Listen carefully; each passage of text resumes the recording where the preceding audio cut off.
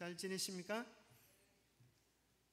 오늘은 말씀 향기 제20과 하나님의 남은 교회, 그런 제목으로 함께 말씀을 나누겠습니다.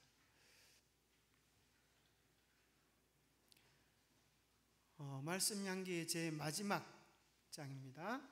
디모데전서 3장 15절에 보면 이 집은 살아계신 하나님의 교회요 진리의 기둥과 터이니라 그랬어요.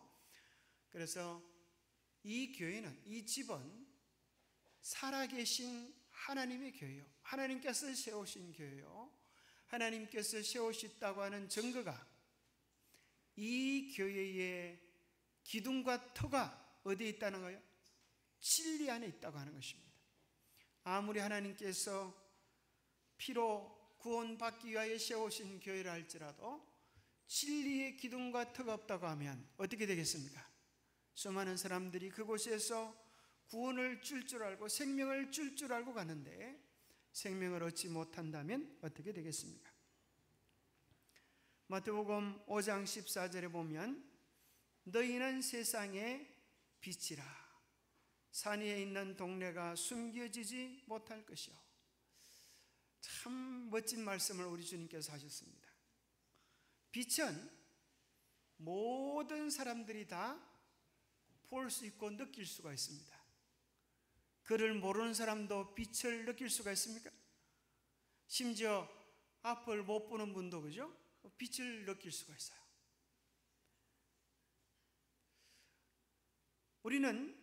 우리가 하나님의 마지막 남은 교회요 진리의 기둥과 터 위에 있다고 하는 사실을 어떻게 알 수 있습니까? 모든 말씀의 기초되는, 진리의 기초가 되는 성경 말씀을 통하여, 이 말씀의 확증을 통하여 얻을 수가 있습니다. 그렇다고 하면 안 믿는 우리 주변에 있는 이웃 사람들은 제 교회가 정말 좋은 교회인지, 정말 하늘로 가는 그런 구원의 길이 있는 교회인지를 어떻게 알 수가 있을까요? 여러분 혹시 그런 생각을 해보셨습니까? 교인들은 성경 말씀을 통하여 진리가 무엇인지를 분별할 수 있다고 하면 교회를 안 다니고 교회 주변에 사는 사람들은 뭘 통하여 저 교회가 정말 하늘에 속한 교회고 저 교회에 있는 많은 사람들은 분명히 하늘에 갈 것이다, 그런 것들을 느낄 수가 있을까요? 뭘 가지고 느낄 수 있을까요? 어떤 분이 이런 말을 했습니다. 그들이 토요일이 안식일인지 일요일이 안식일인지 그런 거 알까요, 모를까요? 어느 날이 진리인지 그걸 알까요, 모를까요? 네, 모릅니다.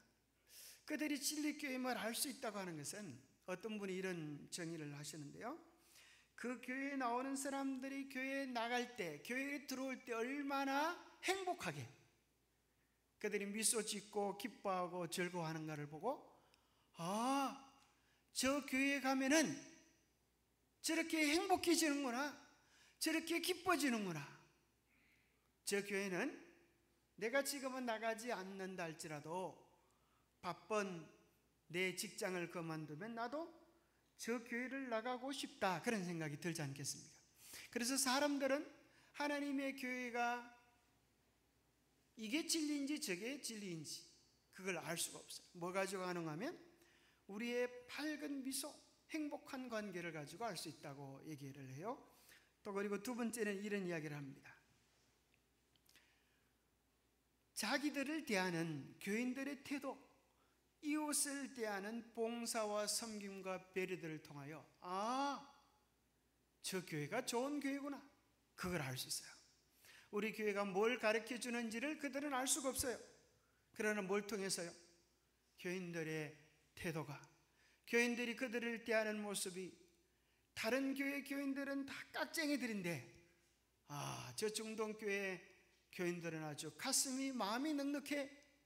사람들을 대할 때 어떻게 저렇게 배려심이 많고 친절하고 매너있게 대하는지 몰라.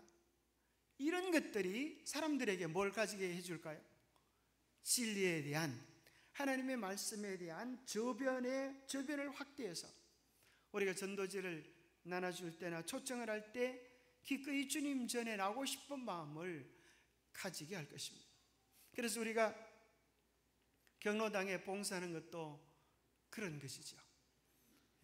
어르신들에게 봉사하고 사랑을 베푸는 그 많은 이유들도 그들에게 사랑을 베푼다고 해서 그들이 다 구원받고 주님의 전으로 돌아오는 것은 아니지만은, 그들이 사랑을 많이 받으면 사람은 다 무슨 얘기를 하게 되는가 하면 자기가 보고 듣고 느낀 것을 이야기하게 돼 있어요. 그죠? 그래서 아마 집에 가서 그럴 수도 있어요. 오늘 경로당에 우리 중동교회 교인들이 왔는데 그렇게 친절하고 세상에 그렇게 좋은 사람들이 없어, 그렇게 이야기한다고 하면 그것은 어느 것보다도 좋은 전도지가 될 것입니다. 그래서 그 좋은 약국을 선전하는 데는 가장 큰 힘이 무슨 선전인가 하면,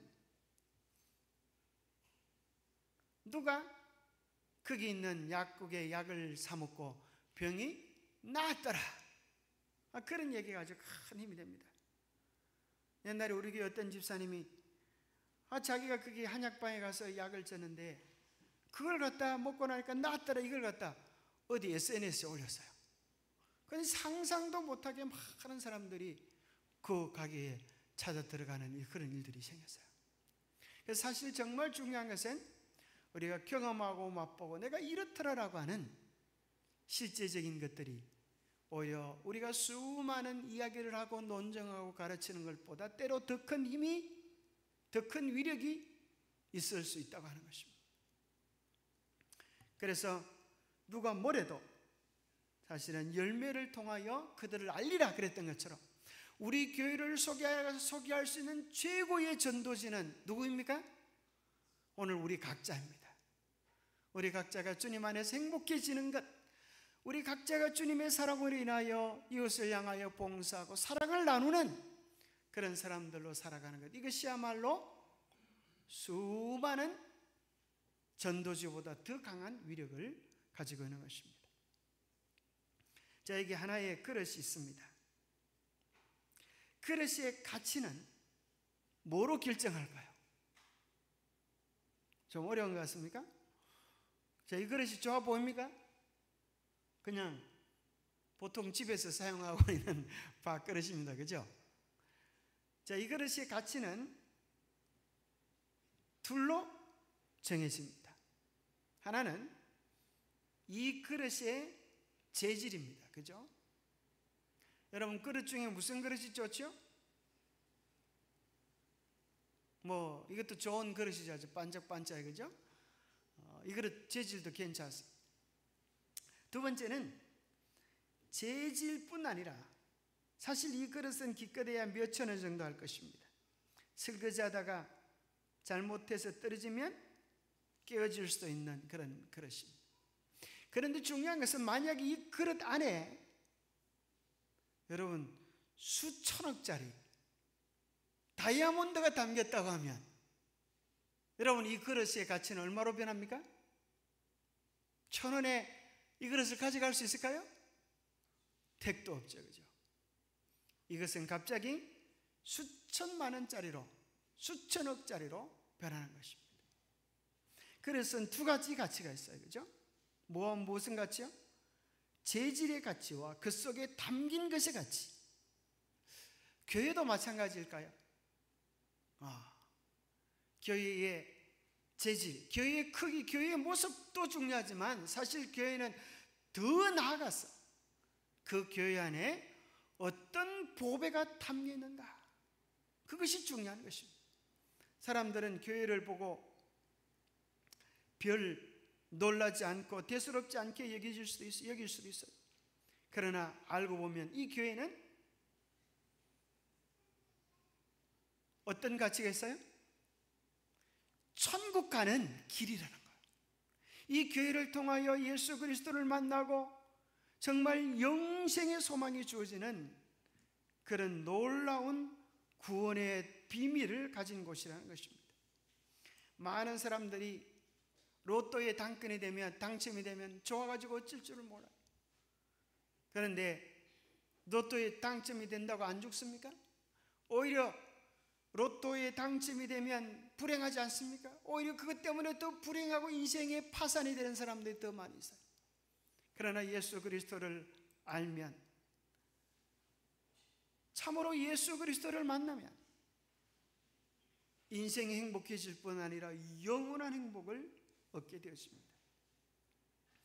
교회는 두 가지를 가져야 합니다. 하나는 교회라고 하는 외형적 그릇일 뿐 아니라 그 속에 정말 영생으로 갈 수 있는 진리를 담을 때, 조금 전에 성경 말씀에서 소개하는 것처럼 진리의 기둥과 터가 될 수 있는 것입니다. 그런데 이 세상에 보면 수많은 교회들이 있습니다. 세상에 교회가 정말 너무 많이 있습니다. 어떤 사람은 밤에 남산에서 내려다 보니까 온통 뭐가 보일까요? 뭐가 많이 보일까요? 예? 십자가. 어떤 사람이 그런 얘기를 하는 소리를 들었습니다. 한밤중에 도시를 내려다 보니까, 한밤중이니까 뭐가 많이 보이겠어요? 십자가가 보이고, 그 옆에는 술집이 보이고, 십자가 보이고 술집이 보이고 그렇더래요. 불이 번쩍번쩍하니까 밤에는 불이 다 꺼졌는데 거기 두 곳에는 이제 불이 켜져 있으니까 말이죠. 그래서 아이고, 교회가 이렇게 많구나. 그런데 왜 그렇게 세상을 변화시키지 못하고 세상에는 또 저렇게 술집이 저렇게 많나, 그렇게 했다는 이야기도 있습니다. 정말 술집의 숫자만큼이나 교회가 많습니다. 우리나라만 해도 교파가 약 400개가 넘고 세계적으로는 28,000개가 넘는다는 보고도 있습니다. 정말이지 교회의 홍수와 같습니다. 이 수많은 교회 가운데 어느 교회를 선택해야 할까? 이것이 많은 사람들이 관심 가지는 문제입니다. 에베소서 1장 22절 23절에 보면 그리스도를 교회의 머리라고 하셨습니다. 교회는 그리스도의 몸이라고 하셨습니다. 그러니 몸과 머리가 하나로 연결되어져 있어야 하는 것처럼 교회는 그리스도가 원하는 진리, 그리스도가 원하는 뜻이 이 교회에 나타날 때 그 교회는 바른 진리 교회가 될 수 있을 것입니다. 교회의 머리는 예수님이요, 교회의 그리스도의 몸은 교회입니다. 진리교회는 진리를 담고 있는 교회입니다. 교회 자체가 진리가 아니라 진리를 담고 있는 그릇이 되어야 합니다. 그런데 오늘날 많은 대부분의 사람들은 어떤 교회를 가기를 좋아하는가 하면은 그 교회가 얼마나 말씀 위에 진리 위에 예수님 위에 서 있는가라고 하는 것보다 많은 사람들이 뭘 가지고 생각하는가 하면 그 교회가 얼마나 많은 사람들이 그 교회를 다니는가, 얼마나 세상적으로 알아주는 교회인가, 때로는 그 교회에 얼마나 재미있고 신나는 프로그램들이 있는가, 그런 것 가지고 따지기도 합니다. 자, 여러분에게 한번 퀴즈를 한번 내보겠습니다. 이 세상 중에 가장 많은 교인들을 가진 교회가 어느 교회일까요? 세계 통틀어서 단일 교회로, 한 교회로 가장 많은 교인들이 있는 교회가 어느 교회일까요?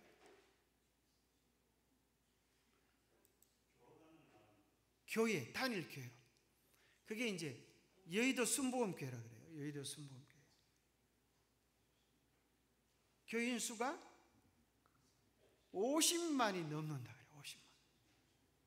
세상에. 그래서 여기는 주일 예배를 마치고 나면은 헌금을 막 차로 이렇게 막 그렇게 홍인다 그래요.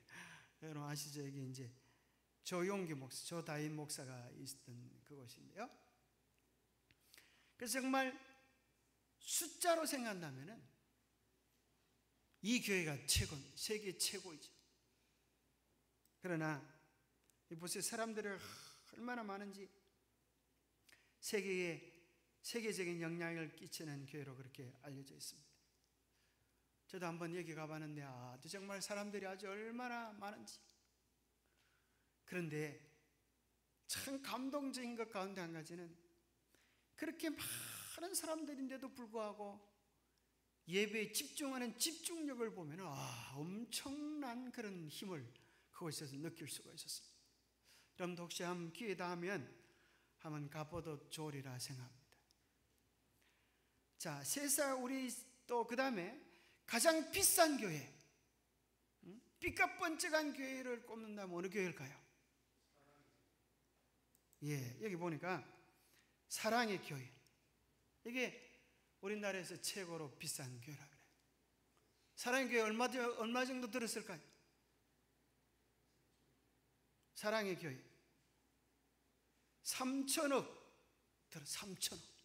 교회 건물 3천억짜리. 여러분 한번 가보고 싶지 않습니까? 3천억짜리 교회에서 예배를 드리면 얼마나 감동적일까요? 스피커에서 나오는 소리가 얼마나 감동적으로 울릴까요? 또 세계적으로 대단한 지도자들이 가는 교회, 유명 인사들이 다녔던 교회, 이분이 누구예요? 이명박 대통령을 배출했던 교회, 수백 명의 국회의원, 장관, 법관, 교수들이 다니는 교회. 어느 교회일까요? 소망교회입니다. 소망교회. 이 소망교회를 여러분 혹시 한번 가볼 기회가 있으면 정말 여러 교회 중에 한번 추천해 보기도 합니다. 아주 정말 예배가 정말 엄숙하고, 이 교회는 순복음교회는 이제 막 시끄러운 교회로 소문났다고 하면은 막 순복음교회는 이제 예배 중에 막 방언기도 하고 막 정신이 없어요. 근데 소망교회는 정말로 예배가 엄숙하고 그렇게 진행되어집니다. 그래서 세상에서 알아주는 교회를 가려고 하면 소망교회를 가셔야 됩니다. 그러면 여러 교회 중에 재미있는 교회, 정말 코미디보다도 더 웃기는 교회가 있는데 그 교회가 어느 교회예요?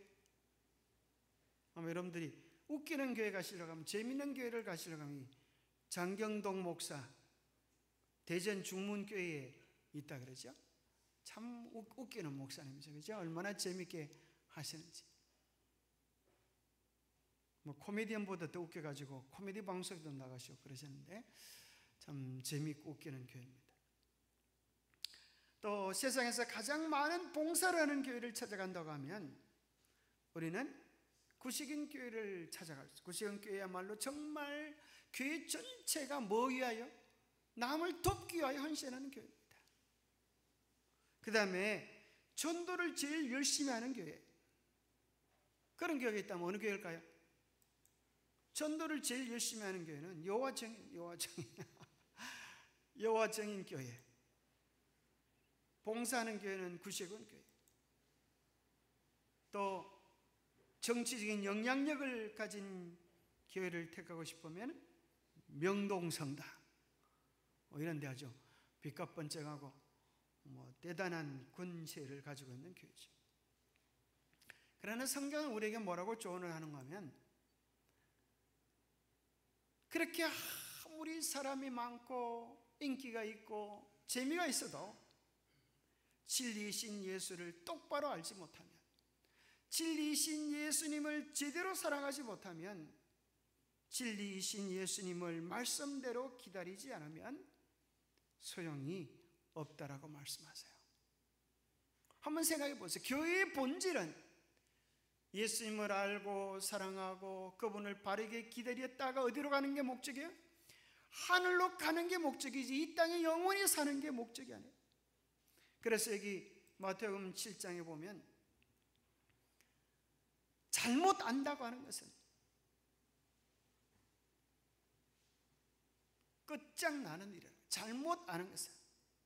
그날에 많은 사람이 나더러 이르되 주여 주여 우리가 주 이름으로 선지자 노릇을 하고 주 이름으로 귀신을 쫓아내고 주 이름으로 많은 권능도 행했어요. 귀신도 쫓아내고 병자도 치유하고 방언도 행하고. 그런데 예수님이 그때 뭐라고 말씀하시는가 하면 내가 너희를 도무지 알지 못하니 불법을 행하는 자들아 내게서 떠나가라. 그러면 소용이 있어요 없어요? 아무 소용이 없어요. 그렇게 제면한 교회, 그렇게 큰 교회, 그렇게 열심히 헌신 봉사했다 할지라도 예수님께서 내가 너희를 도무지 알지 못한다 하시면은 아무 소용이 없어요. 그래서 여기 성경은 분명히 이야기합니다. 진리이신 예수님을 말씀대로 아는 교회, 진리이신 예수님을 말씀대로 사랑하는 교회, 진리이신 예수님을 다 자기들 딴에는 자기가 최고다 그러지만은 그것을 자기 생각이 얘기해 주는 게 아니라 말씀이 진리를 소개해 주는 것입니다. 요한일서 2장 3절 4절에 보면 누가 똑바로 나를 아는 자인가 이렇게 소개해 주고 있어요. 요한일서 2장 3절 4절에 보니까 우리가 그의 계명을 지키면 이로써 우리가 그를 아는 줄로 알 것이요 그를 아노라 하고 그의 계명을 지키지 아니하는 자는 거짓말하는 자요 진리가 그 속에 있지 아니하다 그랬어요. 여기 성경에 분명히 이야기하기를 말씀대로 예수님을 안다고 하는 게 뭐냐? 자기가 안다고 하는 게 아니가 자기는 안다고 하는 게 자기 딴에는 안다고 하지만 소용이 없다는 거예요. 옛날에 어떤 목사는 하나님께 막 욕을 하면서 그러겠죠. 너 왜 그렇게 무식하게 욕을 하냐 모르니까 자기는 하나님과 친하고 너무 잘 알기 때문에 그렇다고 하나 아주 말도 안 되는 소리를 그렇게 해요. 자기 딴에는 잘 알고 친해서 그런지 몰라도 하나님께서는 참남되다고 책망하실 것입니다. 여기 이렇게 말씀하세요. 그의 계명을 지키지 아니하는 자는 그가 아무리 안다고 이야기할지라도 거짓말하는 자요 진리가 그 속에 있지 않다. 예수님을 사랑한다고 하는 것은 무슨 말인가? 요한복음 13장 15절에 너희가 나를 사랑하면 나의 계명을 지키리라. 나의 계명을 지키는 자라야 나를 사랑하는 자니 나를 사랑하는 자는 내 아버지께 사랑을 받을 것이요 나도 그를 사랑하여 그에게 나를 나타내리라. 이게 분명히 이야기하셨어요. 나를 사랑한다고 하는 것은 그저 입으로만 주여 주여 하는 게 아니라는 거예요. 하나님의 계명을 신실히 지키는 것이다. 그 계명을 지킨다고 하는 것은 하나님의 계명이 무엇입니까? 사랑하라는 것. 하나님을 사랑하고 또 누구를 사랑해야 돼? 자, 참 신기한 그 가운데 한 가지는 자 보세요. 하나님의 십계명을 둘로 하면 뭐예요? 하나님을 사랑하라. 두 번째는 뭐죠? 내 이웃을 어떻게 사랑하라? 자, 하나님께서 그냥 내 이웃을 사랑하라 이렇게 하지 않고 내 이웃을 내 몸과 같이 사랑하라 그러셨어요. 이 속에는 굉장한 비밀 수수께끼가 담겨 있다고 생각합니다. 그냥 내 이웃을 사랑하라 그러면 이웃을 사랑하면 될 텐데 그냥 그게 아니에요. 내 이웃을 내 몸과 같이 사랑하라라고 하는 말씀 속에는 이웃을 사랑할 수 있는 힘과 비결이 어디서 오는가 하는 걸 우리에게 알려주고 있어요. 그것이 무엇인가 하면 하나님이 우리를 어떻게 사랑하시는가를 우리가 경험하고 맛보아야만 그 사랑으로 이웃을 사랑할 수 있다는 거예요. 사랑받지 못한 자는 사랑할 수가 없어요. 왜냐하면 사랑은 이론이 아니기 때문에 삶의 경험이기 때문에 그렇다는 거예요.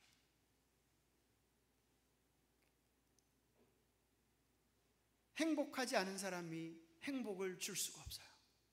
그죠? 기쁘지 않은 사람이 기쁨을 줄 수가 없어요.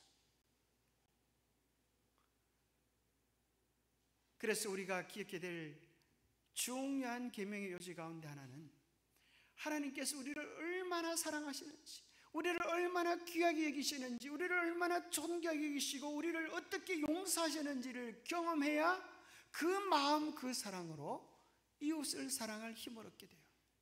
그렇지 않으면 우리는 뭐 하게 되는가 하면 내 인간적인 노력으로 조금 사랑해보고 뭘 기대요? 보상의식을 가져요. 내가 이만큼 당신한테 줬는데 당신은 안 줘? 이렇게 하는 거예요. 내가 줬는데 안 돌아오면 뭐 했다는 거예요?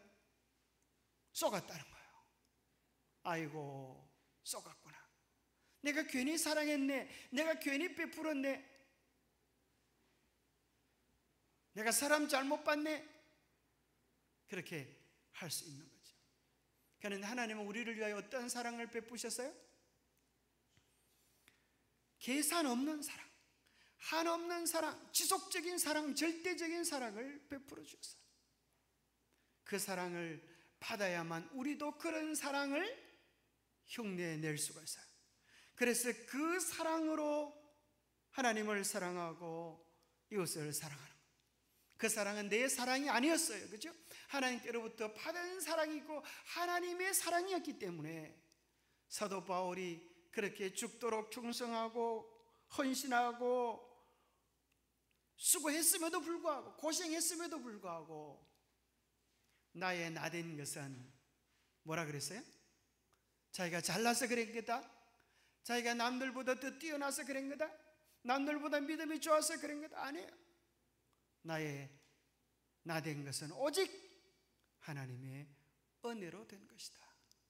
그래서 성경 속에 수고하고 헌신했던 모든 사람들이 하나도 예외 없이 그들이 자랑하는 것은 오직 누구밖에 없어요? 예수 그리스도의 이름밖에 없어요. 하나님의 은혜밖에 없어요. 특별히 우리는 그것을 출애굽기에 나오는 모세를 통해서도 보게 돼요. 그걸 교육하는데 하나님께서 40년이 걸리셨어요. 모세가 애굽에 있을 때는 자기가 뭔가 대단한 줄 알았어. 자기를 통하여 하나님이 큰 일을 하실 줄을 기대했어요. 그래서 자기 노력으로 자기 재간으로 하려고 하니까 일이 잘 돼요? 뭐 안 돼요? 잘 되기에는 그냥 사람만 죽여가지고 도망자 신세가 되었어요. 그리고 광야에서 40년을 보내고 나서 자기 자신이 완전히 깨어지고 박살이 났어요. 그래서 하나님, 저는 이제 아무것도 아닙니다. 아무것도 할 수가 없습니다. 정말 부족합니다. 쓸모없는 존재입니다. 그럴 때에 희한하게도 하나님께서 그를 달래고 얼르고 용기를 주셔서 그를 쓰시는 것입니다. 어떤 자를 쓰세요? 다 죽은 자를 쓰시는 거예요. 그래서 모세가 기적을 베풀 때는 반드시 뭐가 나타나야 돼요? 마른 막대기를 들어야 역사가 일어나는 것입니다. 마른 막대기가 그게 뭘 상징할까요? 어디다 썼던 막대기일까요? 양칠 때 썼던, 그죠? 하나님께서 자기를 불러주지 아니하면 평생 양치다 말 처가살이하다 죽어 없어질 가련한 존재인 그를, 막대기 같은 그를 하나님이 부르셔서 귀하고 소중하게 쓰여졌음에 감사하고, 하나님께서 저를 통하여 역사를 베풀지만 나는 마른 막대기에 지나지 않습니다. 그것이 고백되는 순간에 하나님의 역사가 일어나는 거예요. 모세가 지팡이를 들 때에 홍해가 갈라지고, 모세가 지팡이를 칠 때에 반석이 물이 나고, 놀라운 역사들이 끊임없이 일어나지만 그것은 내가 아니라 하나님의 역사입니다. 그것을 고백하는 거예요.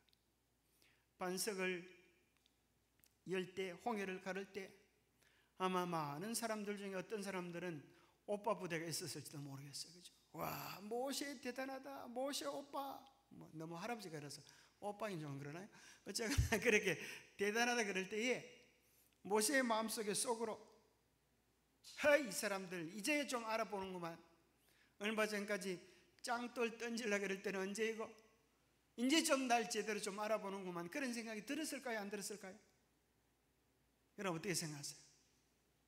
그런 생각이 들었을까요? 그런 생각이 들지 않도록 40년 교육을 받은 거예요. 아브라함과 사라가 하나님께서 아들 낳아주기로 약속을 하셨음에도 불구하고 애가 나와야 안 나와요? 안 나오는 거예요. 자기들 노력으로 애를 낳아가지고 지금 아랍 문제를, 중동 문제를 일으켰잖아요. 그런데 희한하게도 애를 낳을 수 있는 기운이 다 떨어졌을 때 하나님께서 애를 주시는 거예요. 그래서 히브리서 11장에 보면 죽은 자와 방불한 자로 말미암아 하늘의 별과 같은 자손을 주셨다, 그렇게 고백합니다. 죽은 자가 될 때, 죽은 자로 말미암아 하나님은 역사하시는 것입니다. 그거를 어떤 분은 죽는다고 하는 것을 두 글자로 뭐라 그래요? 죽는다, 이걸 뭐라 그러죠? 별시하셨습니다. 그래가지고 어떤 한 목사님은 별시의 신학이다, 그런 책을 쓰시기도 하셨습니다. 내가 죽어야 하나님이 나를 쓰신다는 거예요. 그것이 계명의 본질이기도 하지만 또 우리가 정말 죽은 자가 되고 하나님이 우리를 들어 쓰실 때 하나님의 거룩한 계명이, 하나님의 거룩한 품성이 우리 속에 새겨지게 됩니다. 그래서 하나님의 십계명은 10가지 장으로 되어져 있습니다. 이것이 놀랍게도 천주교에서는 우리가 아는 것처럼 3가지를 크게 바꾸었습니다. 첫 번째, 뭘 바꿨어요? 우상을 만들지 말고 그것들을 섬기지 말라 하는 것을 없애버렸어요. 왜요? 그곳에는 우상을 숭배하니까, 들어가자마자 우상이 있으니까. 자, 여러분들 속에 이런 생각이 들잖아요. 뭐 예수님 모양을 만든 것도 우상입니까? 예수님의 어머니 마리아의 모양을 만든 것도 우상입니까? 하나님의 모양을 만든 것도 우상입니까? 여러분 어떻게 생각하세요? 우상일까요, 아닐까요?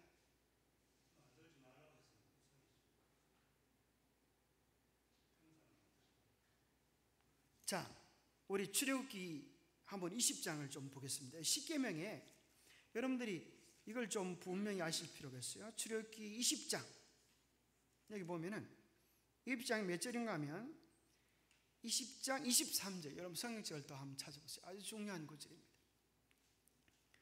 출애굽기 20장 23절에 보면 찾으신 분 함께 읽어보겠습니다. 시작.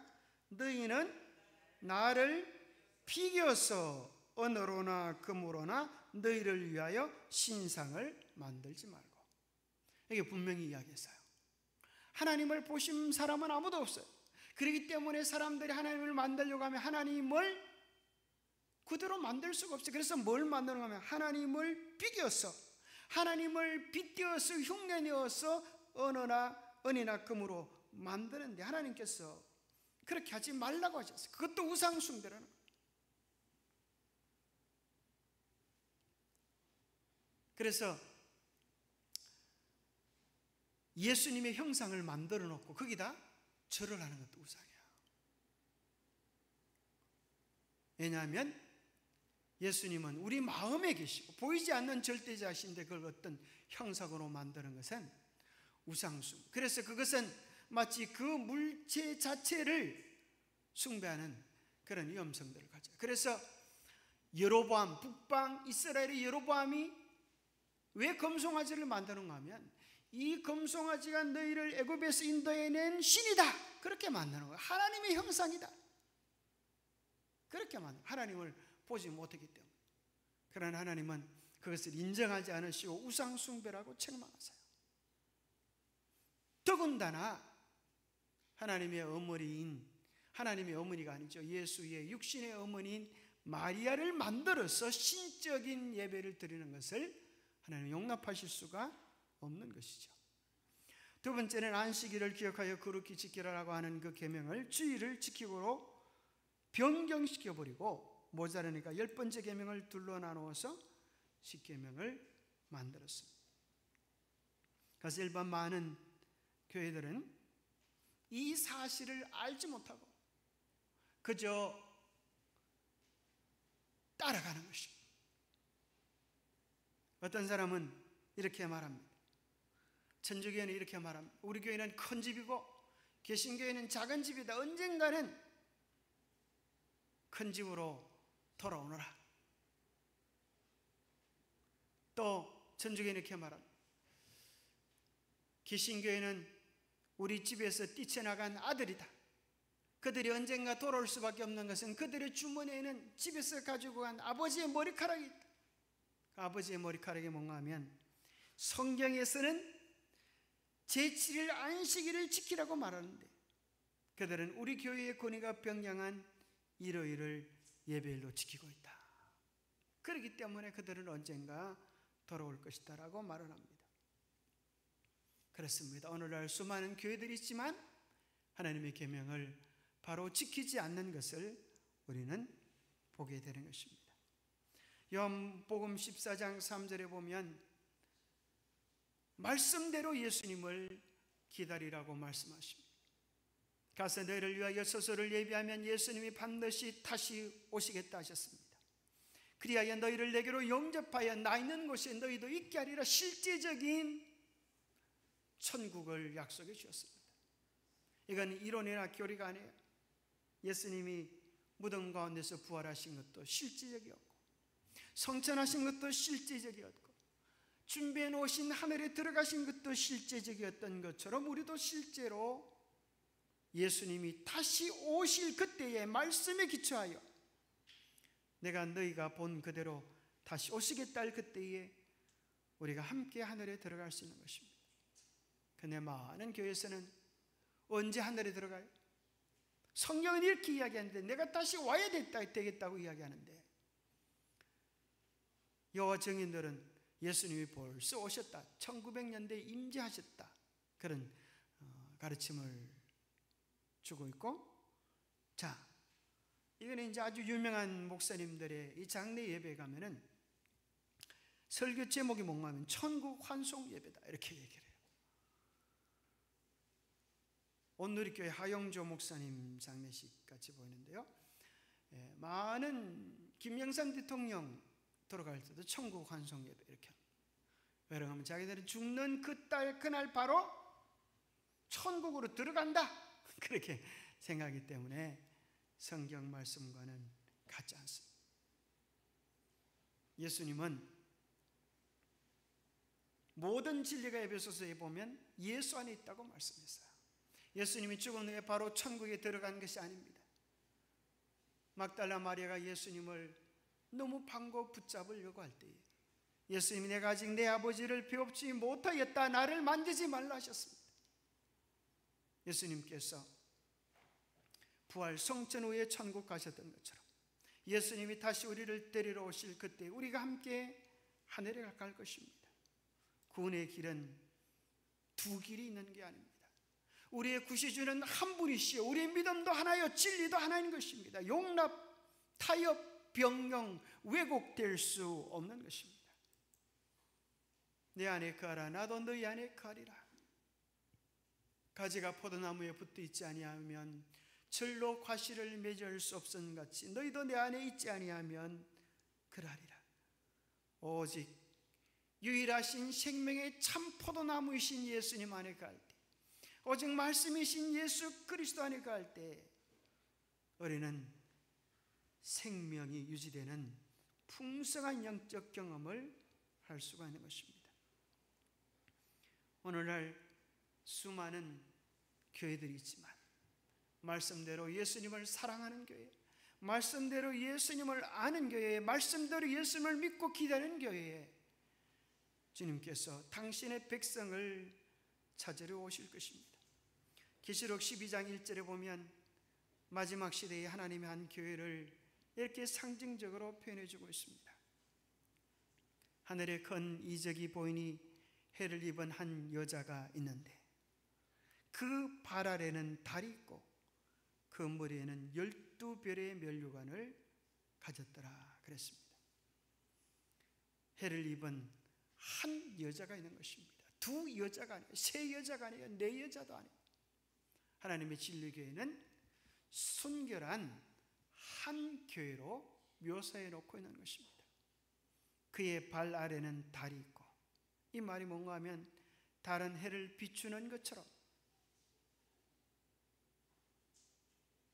해이신 예수 그리스도, 신약의 빛을 구약을 통하여 바르게 비춰주는, 구약의 기초를 둔 신약의 빛을 환히 드러내는 교회, 구약의 12지파, 신약의 12제자로부터 이어받은 진리를 계승한 교회, 그들의 마지막 남은 무리가 될 것입니다.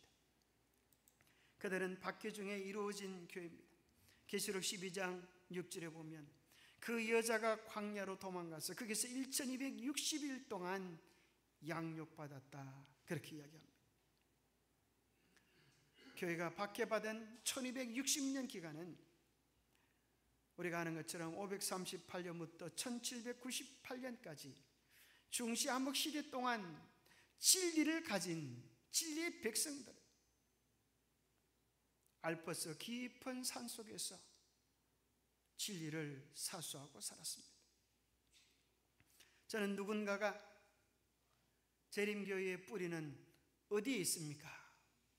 재림교회는 역사가 어떻게 됩니까? 라고 묻는다면 저희 교회는 150년의 역사를 가진 교회입니다, 그렇게 말하고 싶잖아요.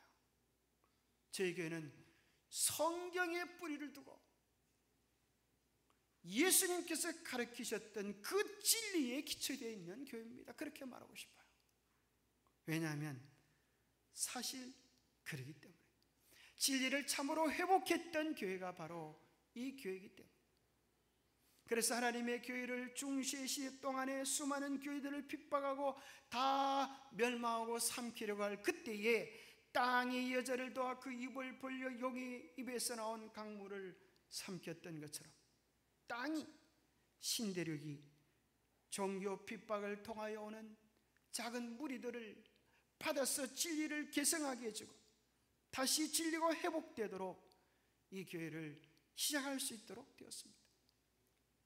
역사적인 시작은 그렇게 되어지지만 그 뿌리는 진리를 회복하는 예수 그리스도의 가르침에, 구약의 성경 속에 그 모든 진리들이 잉태에 있는 것입니다. 그 여자가 큰 독수리의 두 날개를 받아 광야 자기 곳으로 날아갔더라. 그래서 천주교에서 오늘날 여러 가지 교파들이 생기는데 이 속에서 하나씩 진리를 회복하기 위하여 여러 교파들이 나왔습니다. 루터교회는 믿음으로 말미암는 구원을 외쳤고, 장로교회는 장로제도, 예수님의 하나님의 주권을 강조했습니다. 제 침례파는 유아 세례를 부정하고 정교 분리를 외쳤습니다. 감리교회는 사랑의 실천을 외쳤습니다. 그래서 이 교파 저 교파 할 것 없이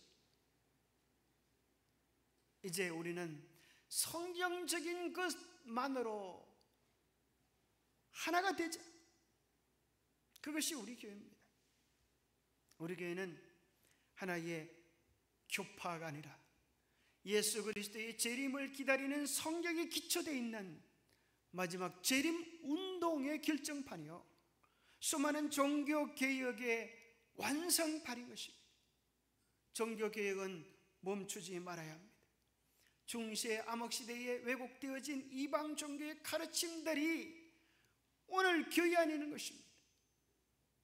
그래서 교회는 더 진리 안으로, 성령 안으로 돌아와야 하는데, 그 회복의 완성이 제7일 안식일 회복을 통하여서 드디어 계시록 12장 17절에 말하는 여자의 남은 무리, 하나님의 계명과 예수의 정글을 가진 자들이 되어서 마지막 세상 땅 끝까지 복음을 외치고 예수님의 재림을 위하여 세상을 준비시키는 위대한 사명을 해야 하는 교회로 이 교회가 우뚝 서 있는 것입니다.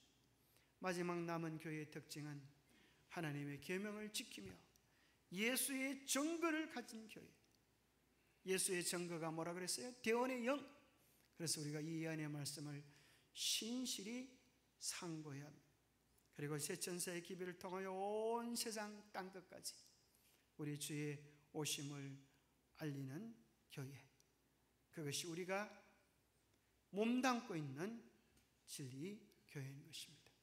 그래서 우리 교회가 어떤 교회인지, 세상에 또 어떤 진리를 소개해 줘야 될지에 대한 우리 각자의 생각들을 하면서 우리 383장